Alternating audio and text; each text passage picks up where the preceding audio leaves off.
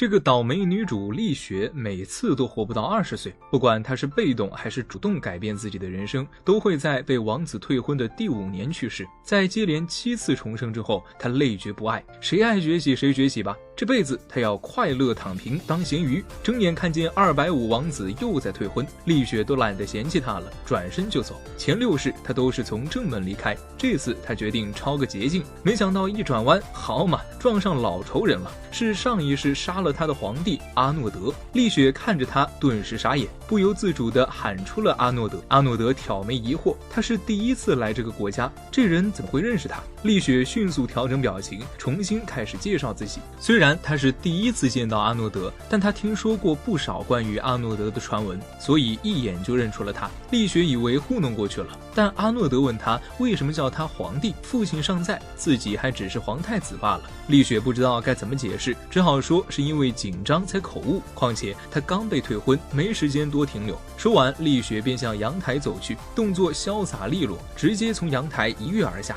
这让阿诺德有些惊讶，这样的女人他还是头一次遇到。他立刻命令手下准备马匹，要亲自去看看这个丽雪究竟是何方神圣。丽雪回到家，准备去拿私房钱，只要有了启动资金，她就能用前6世的知识过上无忧无虑的生活。没错，丽雪每一世都学了不少技能。第1世，她被赶出家门，跟着商人环游世界，5年后却死在莫名其妙的战争里。第2世，她投身于学习药草，帮助救治他人，结果同样在第5年死于战火。后面几世，她几乎尝试了各种职业，但不管逃到哪里，总是在第5年结束生命。而原因就是当时的暴君阿诺德发动了战争，每次阿诺德都直接或间接地坑了丽雪。走了一会儿，丽雪觉得现在的体质太弱，看来还需要更多锻炼。此时退婚被无视的王子找到了他家门口，王子对丽雪之前逃跑耿耿于怀，毕竟退婚并宣判罪名的台词他足足背了5天，必须当着众人好好羞辱丽雪一番。但丽雪根本不理他，7世的经历让他对王子的话已经免疫，在旁人看来不像是丽雪被退婚，倒更像是王子被甩，所以气急败坏。听着旁人的闲言碎语，王子忍不住了。这时叫玛丽的女孩站出来帮王子辩解，她希望丽雪不要再伤害她最爱的王子殿下。王子一听来了精神，趁机揭露丽雪的所谓罪行，说你一直欺负玛丽，内心十分恶毒。被这样指责，丽雪也并不生气，她说自己会遵守退婚的约定，并且永远不会再出现在你面前。王子没想到丽雪会这么从容，但丽雪的下一句话更是让王子颜面扫地，你在我的人生中毫无价值。王子气得当场倒地。看到这一幕，玛丽又在旁边阴阳怪气，丽雪懒得屌他们俩，祝福锁死，反倒给了玛丽当头棒喝，让她顿时改变态度。说完这些，丽雪没再多想，转身就走。她想要尽快开始新的幸福生活，可刚走不到3步，她突然感觉到危险正在逼近。前世作为骑士的记忆突然觉醒，她拔剑立刻攻击，没想到对方同样技艺不凡，挡下了她的攻击。阿诺德看得直皱眉，好奇丽雪的剑术是哪里学来的。丽雪只说是秘密，不愿多谈。王子看到阿诺德出现，贼不高兴。丽雪警告王子说话要小心，毕竟对方是加尔古海因皇国的皇太子。王子一听这话，吓得尿了。这是那个能单挑一个骑士团的怪物皇太子。见四周的人都闭嘴了，丽雪转而询问重要的事情。她想知道阿诺德找她有什么目的，没想到阿诺德直接就求婚了。丽雪做梦都没敢想过，坑死她7次的皇帝竟然向她求婚了。丽雪毫不犹豫就拒绝了。可阿诺德的影响力实在太大，国王赶来，立刻让儿子低头，并为之前的退婚事件道歉。如果可能，国王希望丽雪能接受阿诺德的求婚。国王面子他不明白，但阿诺德不好得罪，丽雪也只好先答应了。两人去了别墅谈话，丽雪想知道阿诺德究竟有什么意图。阿诺德说他只是真心喜欢上他，而且他现在被退婚，没了依靠，跟他一起走不正好吗？如果是在最初那一世，丽雪肯定会二话不说就答应，但经历了7世之后，丽雪知道人生总有很多选择。她本想拒绝，但又想了想，前7世都是因为阿诺德发起战争，最终导致自己的死亡。他好奇阿诺德为何这么做，想知道留在他身边是否能弄清楚一切。有了明确的目的，丽雪提出几个稍显任性的要求，如果阿诺德同意的话，愿意跟他走。阿诺德甚至没听要求，就说他发誓只要能力所及，他会尽力满足他的所有要求。丽雪听后毫不客气地提出了3个条件：第一，婚礼的一切必须由他指定的商会来准备；第二，结婚后要立刻准备一个国际贵宾的社交场所；第三，也是最重要的，他不想和皇帝住在一起，在城堡里，他拒绝任何工作，只想安逸的生活。阿诺德表示，只要他开心，他什么都愿意做。于是第2天，丽雪坐着马车前往帝国，半路上他迷迷糊糊睡着，阿诺德看到后想扶住他，没想到丽雪的警觉性很强，还没等阿诺德靠近，他就抽出长剑。阿诺德解释说，他只是想拿回自己的东西。丽雪这才意识到，原来他是枕着阿诺德的剑睡的。这时外面突然有盗贼袭来，阿诺德立刻下车应对，他把丽雪锁在车里，但丽雪哪能乖乖待着呢？他用发匣当钥匙出了马车，他打算去帮忙，但刚到现场，发现阿诺德已经解决了所有的盗贼。丽雪很吃惊，因为没一个盗贼被杀，这让人难以置信。特别是想到5年后他成了暴君，丽雪心里充满疑惑，却只能默默记在心里。现在最要紧的是处理一个刚受伤的骑士，盗贼的匕首上涂有剧毒，这毒虽不致命，却能让人瘫痪3天，而队伍里没有带解药，到帝国还有2天的路程。阿诺德决定先回去取解药，但丽雪说她自己会制作解药。周围的骑士都不相信，但他们见到丽雪熟练操作后，全都惊呆了。只用了2分半钟，解毒剂就制作好了。见骑士们都呆住了，丽雪以为他们担心药物有问题，她就果断用匕首在自己身上划了一下。阿诺德立刻慌了，忙问丽雪有没有事。丽雪说她只是想展示药效，这样所有伤员都得到了及时治疗。阿诺德对丽雪的能力更感兴趣了，他很好奇丽雪怎么逃出马车的。丽雪只说那是个小秘密，在第5世时，她曾是位侍女，因为她的大小姐总是闭门不出，她就学会了开锁技巧。见丽雪不再多说，阿诺德转开了话题，他感谢丽雪救了自己的骑士。他没想到丽雪不但剑术了得，连药草知识也很丰富，这让丽雪有点不知所措。她想不明白这个关心部下的人是怎么变成5年后声名狼藉的暴君。经过再次2天的旅程，丽雪最终到达了这是她之前从未踏足过的国家。丽雪内心有些激动，她在第1世就梦想着环游世界，但从未有机会来到帝国。现在她的愿望终于成真了。阿诺德原本打算让丽雪住在离宫，但那里还没整理好，只好先安排她在贵宾室过夜。丽雪说没关系，不介意。就这样，刚到达离宫的丽雪马上换上了侍女服，她作为前侍女的记忆回归了。她熟练地开始打扫房间，但因为这身打扮，其他侍女误将她当成新来的女仆。她们在这里已经工作3年了，听说皇太子要挑选侍女，所以都很努力。但他们没想到的是，丽雪将成为这里的主。看到3名侍女准备洗窗帘，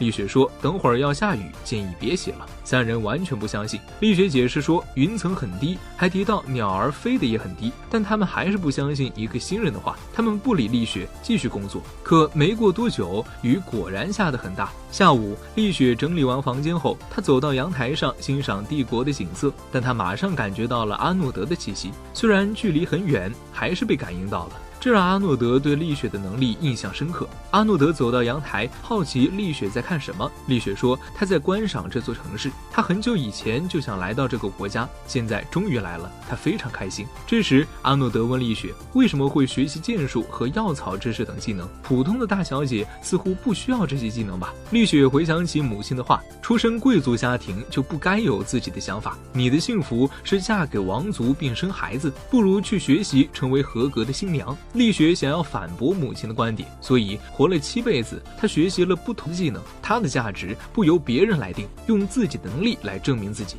阿诺德感受到了丽雪的坚定。经过7次重生，她成了敌国皇子的未婚妻。看着这个曾多次害死自己的男人，丽雪的心情复杂难言。在前6世，她都是因为阿诺德的战争间接丧命。第6世，她女扮男装成了骑士，结果被阿诺德亲手杀害。回想起那些不愉快的往事，丽雪决定给阿诺德一点教训。她试图在舞蹈中控制主导权，但无论如何努力，依然跟不上阿诺德的节奏。这情景让丽雪想起了上一世与阿诺德的战斗，那时她也完全被阿诺德牵制，最终导致了他的死亡。因此，为了防患未然，丽雪事后提议与阿诺德练剑。这样的请求让阿诺德觉得新鲜，这让他觉得丽雪与其他大小姐不同。舞会结束后，阿诺德开始与各国贵族交流。这时，一个金发贵族小姐向丽雪打招呼，她被丽雪的舞技吸引，想敬她一杯。丽雪看穿了对方的意图，但他们并没有拒绝，因为之前当过药师，她的嗅觉很敏锐。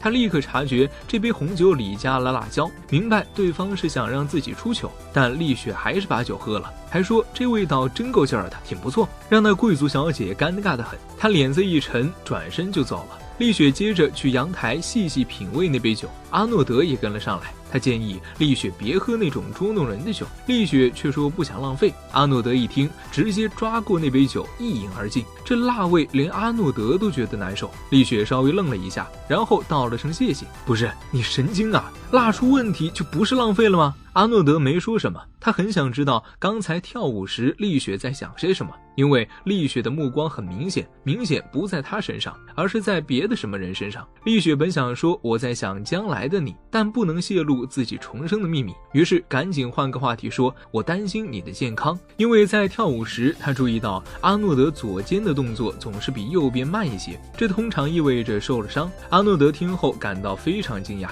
然后他解开了左边的衣领，这伤疤除了他自己几乎没人知道。丽雪当场惊呆了，伤疤明显是被反复砍击形成的，简直就像有人想要置阿诺德于死地。他想弄清楚是谁干的，可阿诺德沉默片刻后回到了大厅。时间推移到第二天，今天是选皇太妃侍女的日子，所有侍女都在忙碌着。他们哪里知道，正主此时正混在他们中间。为了挑选合适的人选，丽雪也扮成了侍女偷偷观察。因为上一世她曾是某贵族家的女仆，所以丽雪对家务活也是轻车熟路。在这里混了2天，都没人发现她的身影。很快就到了下午，所有侍女都被召集到了离宫。红毛注意到这个房间，他们明明没有打扫，却意外的整洁，而且所有侍女里那个总爱抢风头的新人不见了。这时，阿诺德的管家宣布皇太妃到了，大家都低头欢迎。直到丽雪走下楼梯，红毛这才意识到，他一直想讨好的皇太妃，竟然就是那个一直瞧不起的新人。这种巨大的反转让所有侍女都沉默了。丽雪道歉说，这是为了更好的挑选才欺骗了大家。接着，丽雪报出了几个被选中的名字，意料之中都是新人，这让红毛难以接受。他在这里工作已经3年，按资历来说，本应选他的。管家叫红毛别说话，但丽雪说没关系，然后马上命令红毛辞掉侍女风。这突如其来的打击让红毛跪倒了。她原本是个富商的女儿，但家道中落后不得不做侍女。如果再失去这份工作，她就真的什么都没有了。但丽雪并不是个坏人，这几天她都看在眼里。红毛确实在教导新人，但都是新人们大都文盲，因此不能把要做的事记下来学习。这话让红毛想起自己刚做侍女的时候，那时他也是通过写下注意事项来熟悉工作，但他没想到这些新人不懂读写，所以只教1次根本没用，明白是自己教学失误。红毛哭着道歉。这时候其他新人也求丽雪宽恕，尽管红毛平时甜的，但他确实很照顾他们。这时丽雪过来说，她打算辞退红毛，但实际上是为了给他另一份工作。因为丽雪想让所有侍女都能读写，所以受过高等教育的红毛成了教师的首选。这突如其来的好运让他差点哭声，红毛感动的几乎要哭了。这件事很快就传到了阿诺德的耳朵里，管家非常佩服丽雪的决断力，他非常期待看到丽雪在这个国家有什么样的成就。阿诺德听了有点不高兴，因为他觉得自己的妻子是用来宠爱的，不是用来为国家或皇族创造利益的。把教侍女的事全交给红毛后，丽雪开始准备自己的下一个计划，因为她有一世是个周游世界的商人，而她那时加入的商会应该刚成立，所以她立刻联系了当时的会长，准备这一世赚点小钱。但是丽雪没想到第1次做生意就遭遇了失败，她以为只要找到上一世的商会会长就能顺利推进自己的计划，但没想到对方不但不害怕身为皇太妃的她，还明确表示不愿合作。丽雪起初有点困惑，但想到会长是个重视利益的人，他可能认为和皇室合作不会有利可图，于是丽雪果断改变了身份，并来到了商会现在所在的酒馆。他明确说自己接下来打算留在这座城市，想做一门能大赚一笔的生意。如果会长感兴趣，以后再说合作的事。看到他这么自信，会长忍不住大笑起来。如果一个刚成年的小姑娘能带他赚钱，他倒是真想跟着学学。这样忽悠了会长之后，丽雪悄悄溜回城堡，可刚一进房间，就看到阿诺德一脸不高兴地坐在那儿。丽雪本来想解释一下，阿诺德却直接走过来，把他逼到墙边壁咚。他生气的不是丽雪晚回来，而是担心他外出可能会有危险。如果下次有类似的事，他一定要陪着丽雪一起。虽然不是很吃醋，但阿诺德还挺好奇丽雪为什么非要跟亚利亚商会合作。这下丽雪有点说不清了，总不能说因为上辈子对方帮过我吧。他赶紧转移话题，问阿诺德饿不饿。于是两人一起到厨房，丽雪用蔬菜和药材煲了一锅汤，但她觉得怎么喝味道都不对，只好向阿诺德道歉，说自己其实不太会做菜。阿诺德听后半信半疑，他还没见过丽雪不擅长的事情。虽然丽雪说汤难喝，但他尝了一口后发现味道意外的好。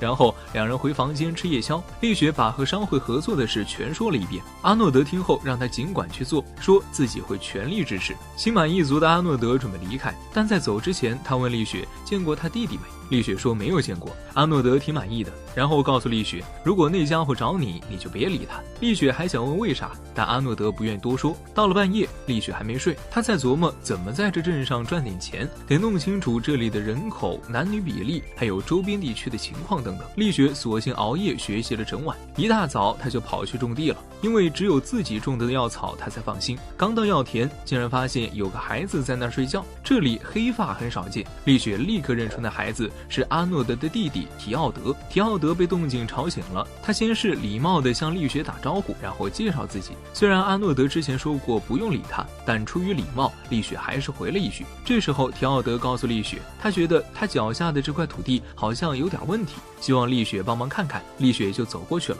可提奥德突然态度一变，之前的志气一下子没了。他觉得丽雪挺可怜的，被当作人质嫁到这个国家，所以他想帮丽雪逃出去。但丽雪的答案让提奥德没想到，他早就知道自己是作为人质嫁过来的，而且阿诺德对他很好，让提奥德不用担心。丽雪虽这么说，可提奥德一点不信，于是他偷偷写了封信放到丽雪房间，让丽雪今晚12点在礼堂见他。虽然觉得有点冒险，但丽雪对自己的能力还是很有信心。她换了套衣服到了礼堂，虽然是以人质的身份嫁给了阿诺德，但阿诺德却给了她极高的自由度，还毫无保留地支持她的创业计划。丽雪借助自己第一世的商业经验，制作出了大陆另一边很流行的指甲油。这指甲油不止好看，还能防止指甲断裂。丽雪首先在城堡里推广这个产品，没意外的受到了女仆们的热评。有了一定的信心之后，丽雪把商品推荐给了第一世关照她的会长。会长对这个产品非常满意，只需在贵族圈稍作推广，这产品肯定能大卖，交易即将成功。可丽雪透露，制作指甲油的成本其实很低，但需要大量的劳力，因此她希望会长能雇佣一些烹饪帮忙。会长一听这话，脸色立刻就变了。他是个重利益的人，这样做他看不到任何好处。丽雪还想解释，但会长坚决表示不可能接受这条件。无奈之下，丽雪只好使用备用计划。会长看了看丽雪新拿出的文件，脸色立刻沉了下来，因为文件上的内容关系到他在家乡重病的妹妹。丽雪有点抱歉地说，他用了些特别的方式查了查会长的私事。会长震惊的不是丽雪知道他妹妹的病情，毕竟他到处求医，很多人都知道这件事。他震惊的是丽雪竟然有办法治好他妹妹。丽雪在第二世去过东方的一个大国，她的庭院里正好有些药材，可以制作一些古老的药品，其中一种正好能治好会长妹妹的病。文件虽然这么写，但会长还是不相信丽雪能那么能干。为此，为了让会长信服，丽雪就问了会长身后的2个随从，问他们之前用的醒酒药效果如何。随从说，那次他们宿醉特别严重，可是吃了丽雪的药之后，立刻就缓解了不少。丽雪说，那药是她自己配的，她还可以当场再配一次给你看。会长听了之后沉默了一会儿，然后迅速做出了决定。但丽雪并不是为了要会长的钱，她说她会无偿提供这种药给会长，她不是想利用会长妹妹作为手段，她希望会长能理解，平民也有很多人为家人操心，他们可能为了不让弟弟妹妹生病，或者为了让家人有饭吃而放弃梦想，这样的情况很常见。会长听后道了歉，没想到丽雪有这么高尚的目的，所以如果丽雪想要经商，她的商会会全力以赴地帮助她。不久后，下午的交易就完成了，丽雪准备去处理下一个任务，但因为连日来熬夜，她差点晕倒，她就叫来了最信任的女仆，让她帮忙回房休息。但出乎意料的是，这个女仆实际上是二王子安排的内线，她直接把丽雪带到了贫民区。提奥德这么做也是别无选择，因为他昨晚约了丽雪出来，并告诉她阿诺德是个冷血杀手，他不仅在战场上屠杀无数，甚至亲手杀了自己的母亲。如果丽雪不听劝，他很有可能是下一个牺牲者。可提奥德万万没想到，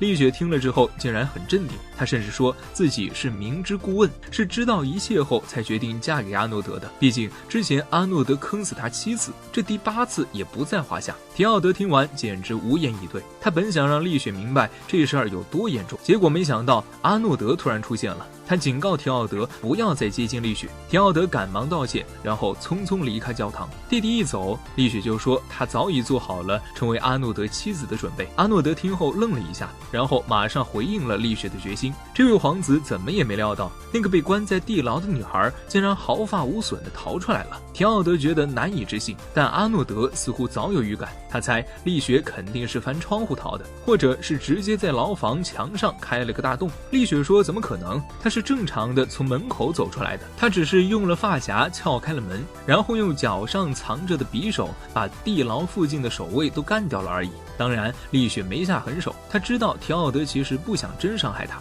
这些看守也都是贫民区的普通人，虽然他们都带着武器，但在第6次轮回中，丽雪已经是顶尖骑士，这些没什么战斗经验的平民，她甚至不用发挥全力就能轻松应对。就这样，丽雪正常的从牢房里走了出来，她质问提奥德为什么要绑架她，但这个倔强的弟弟怎会说实话？提奥德说是想用他的性命迫使阿诺德放弃皇位继承权。丽雪半字也不信，他反倒觉得提奥德的目的正好相反，不是为了争夺皇位，而是想主动放弃。当心里的想法被说破后，提奥德连连否认，然后立刻跑出了房间。丽雪本想追上去，但被阿诺德拦住了。他好奇阿诺德为何要远离自己的弟弟，但阿诺德似乎并不愿意解释，只告诉丽雪不必管弟弟的事。显然丽雪不会乖乖听话，她决定还是追了出去。可是因为连续2天熬夜，加上刚刚经历了一场激烈的战斗，此时的丽雪也感到体力透支。休息片刻后，丽雪走到阳台，她再次询问提奥德为何放弃继承权。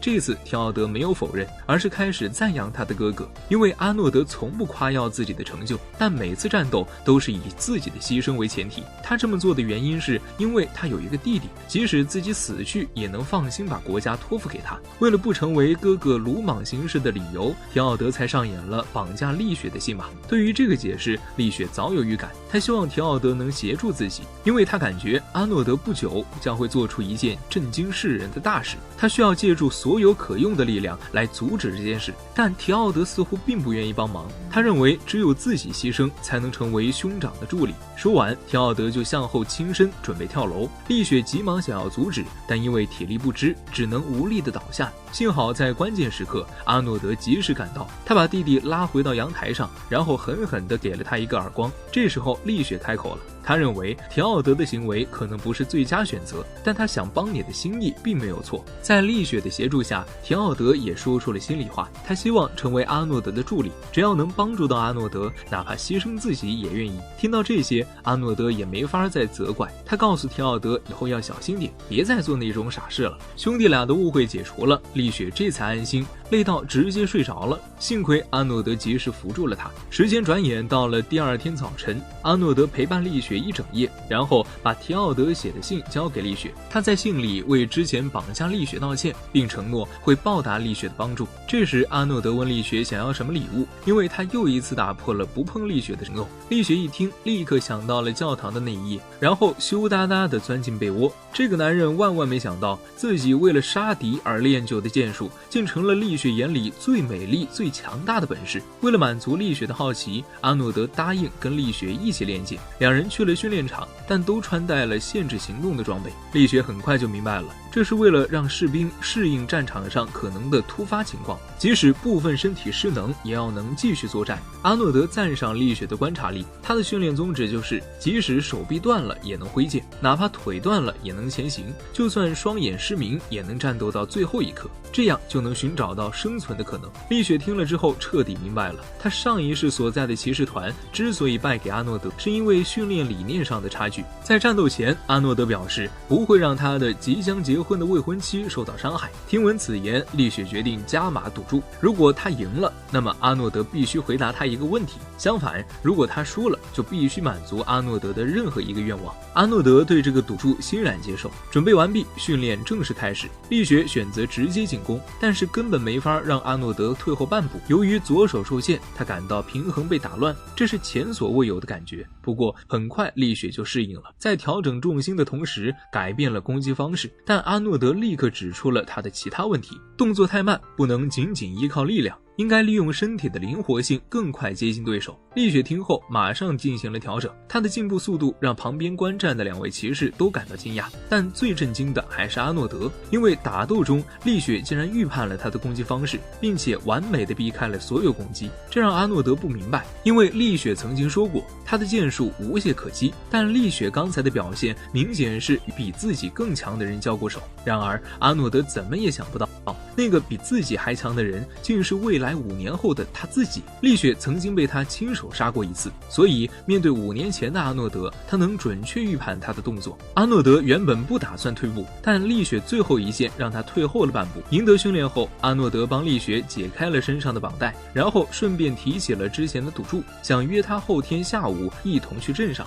丽雪很好奇要做什么，但阿诺德说到时你就明白了。这时阿诺德注意到丽雪还没站起来，丽雪说是因为刚才的战斗弄得她手脚都在抖，大概是不支了。听到这儿，阿诺德直接把丽雪抱起来。虽然他们之前约定不碰触，但这次他戴了手套，应该没事。丽雪想拒绝，但没法从阿诺德怀里挣脱。这时阿诺德话题一转，问丽雪如果赢了想问她什么。被这样抱着，丽雪问不出口，只能任由阿诺德送她回房间。时间一转到第二天，因为昨晚临时指挥夜间警戒，阿诺德整夜未眠。管家劝他小睡会儿，但城堡里现在人声鼎沸，阿诺德决定继续工作。丽雪看不下去，就把他拖回房间。他前世在贵族家做过女，学会了一些助眠技巧。丽雪尝试陪在一旁，但阿诺德依然睡不着。他换了个姿势，躺在阿诺德身边，抚摸胸口，模拟心跳节奏，让阿诺德逐渐平静下来。他以前就是这样帮助大小姐入睡的。这时丽雪注意到阿诺德脖子上的伤口，得到允许后，她轻轻触摸了一下，不知不觉已经是下午了。丽雪已经睡着了，等睁开眼就发现阿诺德已经醒了，正盯着她看。丽雪觉得很尴尬，想离开。这时管家突然进来汇报，阿诺德给丽雪盖上被子掩饰过去了。丽雪回到自己房间，收到了亚利亚商会寄来的包裹，包裹里是一顶假发。丽雪感觉自己实力不足，打扮成男装加入了帝国骑士团。在她的第7次人生里，竟然同时遇见了在第2世界救过的王子和在第3世界指导过她的老师。帝国为了欢迎他们举行了宴会，边境的罗凡因公爵也来参加了，这让丽雪有点不知所措。因为2天半前为了混进实习骑士而女扮男装，恰好遇到被调到这里的罗凡因，幸好他没发现，只说丽雪比普男性瘦弱，建议他回去多吃牛肉增加蛋白质。上午的训练结束后，丽雪去了一间小木屋，她换下了训练服，然后再次爬阳台回城堡。侍女已经习以为常，已经为她准备好了城内的衣物。换好衣服后，丽雪准备去用餐，正好遇到处理完公务的阿诺德。他已经想好了之前赢得比赛的愿望，让丽雪明天下午2点在城西等他。丽雪答应了，并表示会准备一套在城里不显眼的装扮。于是回到房间后，丽雪决定拿出自己的浅棕色麻裙扮作村姑。听说后，侍女立刻阻止她胡闹，让她把衣服的事情交给侍女处理。第二天，丽雪不只穿了条蓝色长裙，还换了个全新发型。阿诺德立刻认出这是侍女的手艺，如果丽雪自己来搭配，肯定就是最简单的麻裙配粗长袍，但他觉得这身装扮没有问题，看起来挺好的。然后两人一起步行前往目的地，途中他们经过一个集市，丽雪看后非常激动，这里居然卖着来自世界各地的货物。简单逛了会儿，尝试了一些美食，两人到达了一个地下场所。因为那里的店主不会去城堡，所以连阿诺德也必须亲自前往。那是一间宝石店，店主会亲自挑选顾客，只有获得他的认可，他才会出售商品。店主展示了3颗不同的宝石，询问丽雪哪一颗更好。丽雪仔细观察后坦白说看不出来，店主对她的坦诚感到满意，这样坦率地讲你真的很出色。但店主还没夸完，丽雪问自己能否使用鉴定工具即放大镜。使用工具后，丽雪发现这3颗宝石尽管是假的，但品质很好，很多人还是会喜欢。店主感到非常震惊，这是第一次有人识破他的伎俩。他非常赞赏丽雪，并表示将提供最好的商品让丽雪挑选。丽雪感到困惑，她本没打算买宝石。这时候阿诺德说话了，他这次来主要是要给丽雪买个结婚戒指。丽雪一听就愣住了，前天比赛自己明明输了，但现在阿诺德竟然要帮他实现愿望，他当场就拒绝买戒指。但阿诺德说，如果在这儿买戒指，他那些用不完的钱就能流进这个小镇，还能帮助经济发展。这么一说，丽雪也就没法再拒绝，她开始挑戒指的宝石，可是挑了好半天，她还是选不出来。这时店主建议他别想太多，就当是挑个护身符，选个自己喜欢的颜色吧。提到喜欢的颜色，丽雪看向阿诺德，店主说他懂了，然后立刻拿出一颗和阿诺德眼睛一样颜色的宝石。时间一晃到了下午，他们俩来到了帝国城墙上。阿诺德很好奇，在量戒指尺寸的时候，为什么丽雪非要用左手的无名指？丽雪解释，在他的国家，结婚时要把戒指戴在左手无名指上。解释完后，丽雪也有点疑惑，虽然帝国没有戴戒指的习惯，为什么阿诺德还要送戒指？阿诺德说，送戒指本身没有什么特别意义，但他就是喜欢看丽雪戴他送的饰品。丽雪听了心里有点小激动，然后说等戒指做好了，他会第一个戴给阿诺德看。这时太阳快要下山了，丽雪注意到阿诺德似乎在等人，因为他一整天都在看表，但到了城墙上就不看了，这意味着阿诺德要等的人快来了。看到丽雪这么观察细致，阿诺德又一次对他佩服的五体。他在等的人是克约尔王国的王子凯尔。凯尔上次因为生病没能参加订婚典礼，所以这次特意来补上祝福。丽雪被吓了一跳，这还是他上辈子当医生时救过的那个王子呢。凯尔的国家是个以宝石闻名的地方，虽然生活富足，但地处常年积雪，所有的必需品都得依靠跟邻国的贸易来获取。但在5年后由阿诺德发起的战争中，那个国家一下子就被灭了。一见到丽雪，凯尔就说他原以为阿诺德会选个美丽的公主，但见面后他发现自己想错了，因为丽雪简直是女神般的美丽。被这么夸，丽雪自然是挺高兴的，可阿诺德却有点嫉妒了，差点想要去教训一下凯尔。后来丽雪问阿诺德是不是有什么事让他不高兴了，阿诺德说先不提这个，凯尔带来的还有几个学者，你如果有什么问题，他可以帮忙叫那些人过来，还说明天有个欢迎宴会要准备一下。阿诺德顺便提了提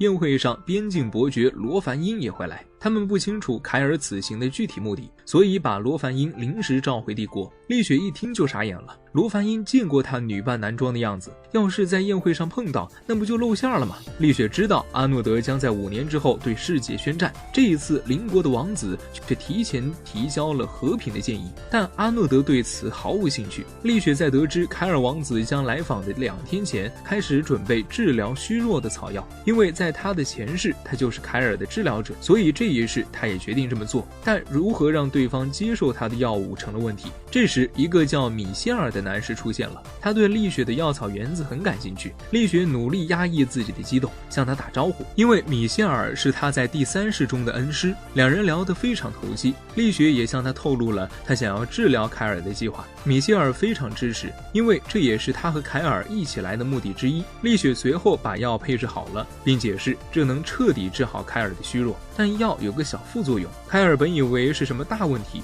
丽雪却说药很难吞下。米歇尔忍不住笑了，这种小事儿也算副作用？他立刻拿起药强行让凯尔服下，药的味道确实很苦，至于效果得过1夜才能知道。凯尔就这样先离开了，米歇尔则拿出了他的研究笔记给丽雪，他很好奇丽雪会有什么反应，因为凯尔看到这些资料头都大了，没想到丽雪却认真地看了起来。这时阿诺德匆匆地赶过来，提醒已经很晚了，该回去休息了。2个男人相互对视一眼，气氛一时变得有点尴尬。丽雪解释说，这位是米歇尔老师，他是位学识渊博的人，所以他请老师在此期间教授他知识。阿诺德表示理解，只要是帮助自己妻子学习的事，他的国家都会尽全力支持。之后2人一起回到了离宫。阿诺德询问丽雪是否经常忙到这么晚，丽雪说只要他专注于某事，很容易就忘了时间。阿诺德便把自己的怀表送给了丽雪，这表很方便携带，他在战场上常用。丽雪对怀表感到非常惊讶，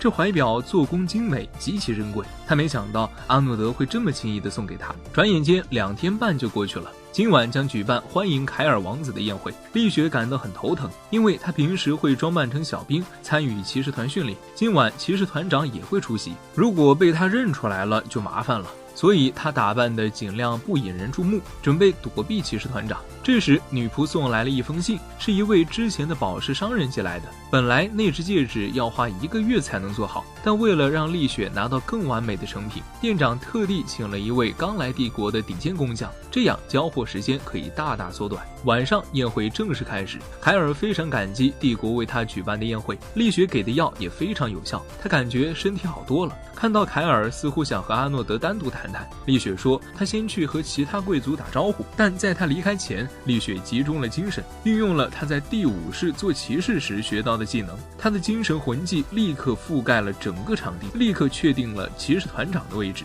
他的任务是边社交边避开骑士团长，尽量不让骑士团长靠近。这时候一个叫维尔曼的商人向他打了声招呼，因为不久前他在他妈妈的店里买过一些宝石，大家都吃了一惊，因为连皇后都没办法成为那家店的顾客。丽雪这才想起来那家店原来这么出名，所以为了低调处理，丽雪解释说她只是挑选了宝石，买单的是阿诺德。大家听了更是惊讶，阿诺德居然会给女性送宝石。此时丽雪注意到2楼的阿诺德和凯尔开始走动，她也悄悄跟上去。他们的对话非常严肃，因为凯尔的国家以宝石著称，尽管很富有，却基本无军力，周围的国家一旦动手，随时可以将他的国家灭亡。凯尔因此希望与帝国结盟。他通过调查了解到阿诺德对人民非常好，并且实施了许多援助政策，所以即使成为附属国也没问题。但阿诺德直接回绝了，因为他认为侵略后直接统治更简单。丽雪没想到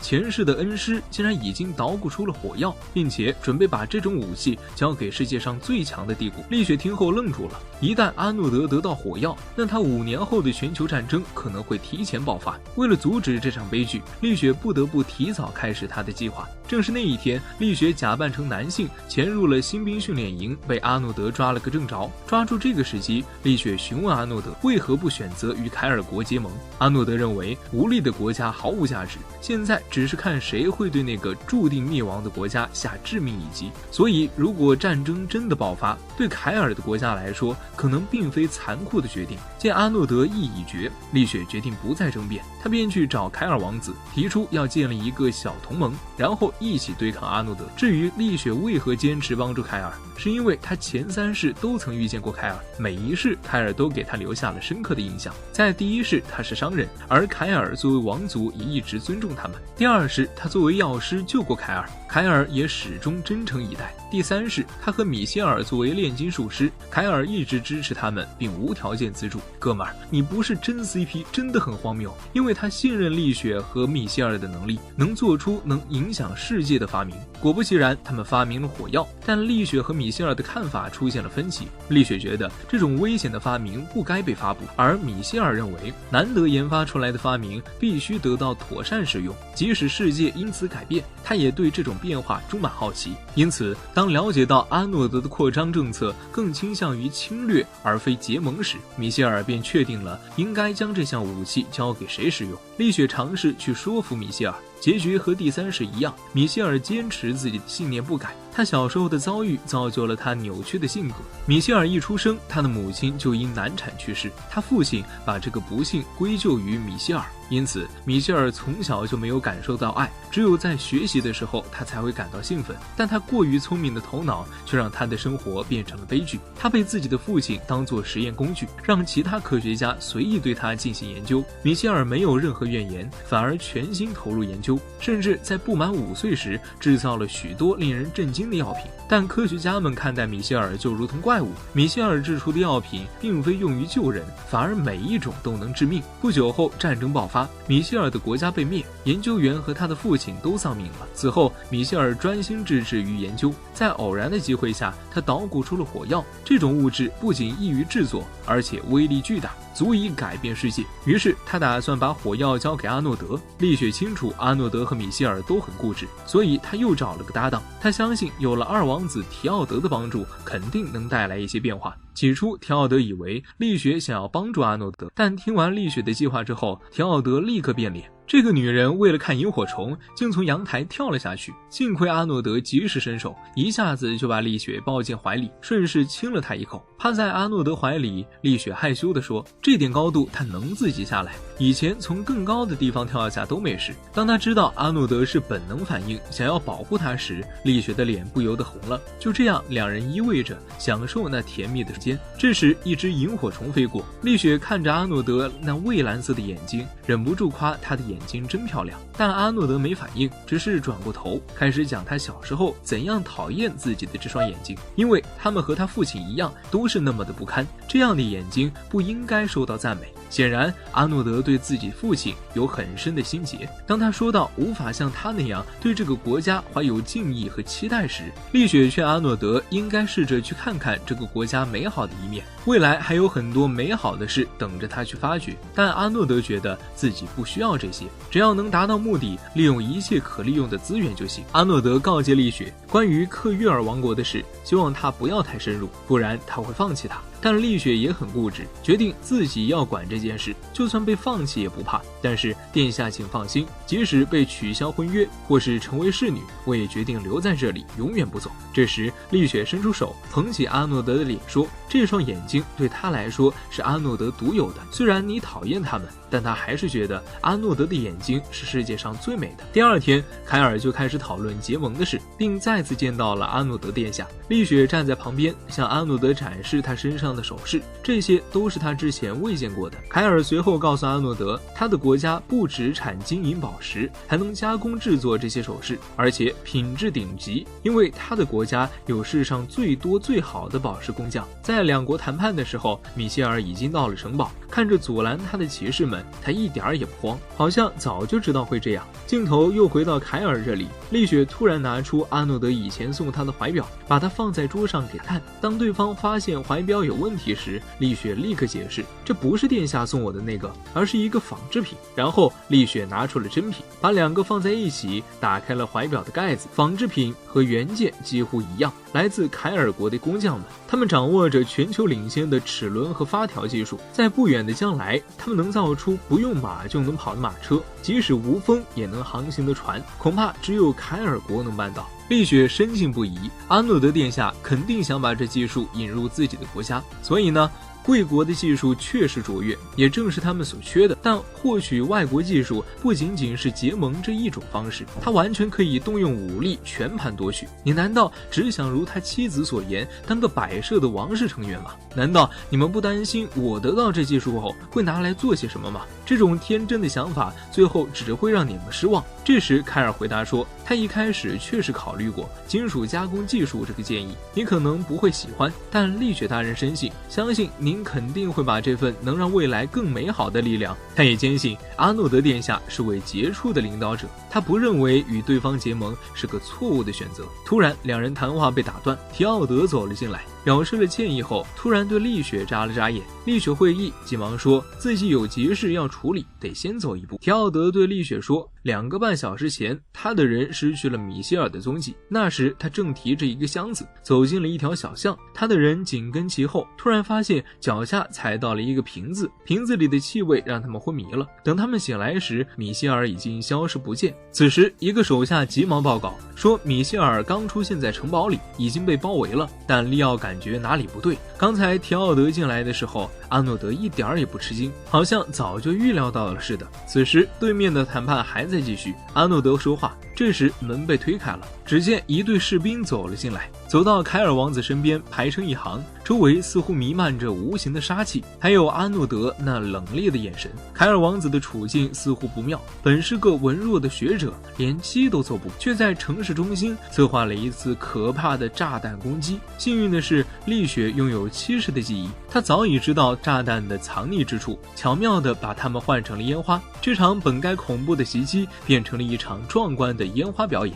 这故事得从米歇尔被捕那刻说起。丽雪看到米歇尔的时候，他已经被严加看管。米歇尔原先计划在晚上6点发动突袭，他这么做就是为了让阿诺德意识到火药的存在，哪怕要牺牲很多无辜的人。不是神经吧？这和恐怖袭击有什么区别？在会议室内，凯尔和阿诺德的争执越来越激烈，时间1分钟1秒的接近6点。米歇尔向丽雪透露，收他为徒只是一时心血来潮。这时提奥德匆匆地赶过来，向丽雪打了个坑的手势。丽雪坚定地对米歇尔说，即便是毒药也能带来幸福。就在这时，6点钟声响起，城市中心升起了一团火球，那不是毒药，而是烟花。米歇尔和侍卫们惊讶地看着天空，而阿诺德只是轻轻一拍，原来丽雪已经把米歇尔的炸药换成了烟花。火药不只是战斗的工具，它还能用来制造美丽的烟花。丽雪这么做其实是米歇尔以前教的。米歇尔称赞丽雪的聪明才智，丽雪却提醒他，事物总有多种用途，就像他都能将火药变成烟花。就在此时，罗凡因急匆匆赶到，他得带走米歇尔，弄清楚事情的真相。阿诺德也来了，罗凡因向他报告了整个事件。丽雪正要解释，却被阿诺德打断。他为米歇尔的举动辩护，说这是展示新技术的一种方式。这番解释让大家都松了一口气，特别是丽雪。阿诺德跟丽雪对视了一眼，丽雪趁机向罗凡因表示歉意，他说明了自己伪装身份加入军队的理由。凯尔觉得米歇尔这么做是为了推动联盟的形成，而米歇尔正准备坦白，却被丽雪插话了。美丽的误解不是更好吗？这一次的经历之后，米歇尔不再像之前那样固执。等大家都散了之后，丽雪走到阿诺德的面前，她请求阿诺德在处理米歇尔的事情上听听他的意见。他提到了怀表也是出自米歇尔之手，与克约尔的合作也离不开他。阿诺德对丽雪的机智和自信深信不疑。如今的阿诺德可能还在想自己的一切努力都是为了战斗，但他迟早会有所改变。几天之后，丽雪准备了一些回家用的药给凯尔，凯尔感谢他在联盟方面的帮助。米歇尔感受到了阿诺德的宽宏大量，虽然这是针对他自己的处置，丽雪提醒他这不是白得的，他期待他在合作中取得好结果，创造出有益于世界的东西。米歇尔因曾经说丽雪不适合做皇后向他道歉。经过这些事情，丽雪的确证明了自己有做皇后的能力，但她真的不后悔只选择了阿诺德吗？丽雪把米歇尔关于宽容的话告诉了阿诺德，阿诺德只说，与其大张旗鼓的以失败告终，不如把这次机会利用好。丽雪深深吸了一口气，定制的结婚戒指已经准备好了，她想和阿诺德一起看看成品，但阿诺德觉得没必要戴那个戒指。丽雪立刻拒绝了这个提议，她觉得在她的国家里，丈夫为妻子戴上婚戒具有特别的的传统意义。他不只想在婚礼上佩戴这枚戒指，还打算在各种社交场合戴着它。无论如何，他都想立即戴上它。戴上戒指之后，丽雪提议和阿诺德一起去旅行，一起去欣赏世界上所有的美好，不只是萤火虫和烟花那么简单。任何阿诺德觉得美丽而神奇的东西，他都愿意和他一起去发现。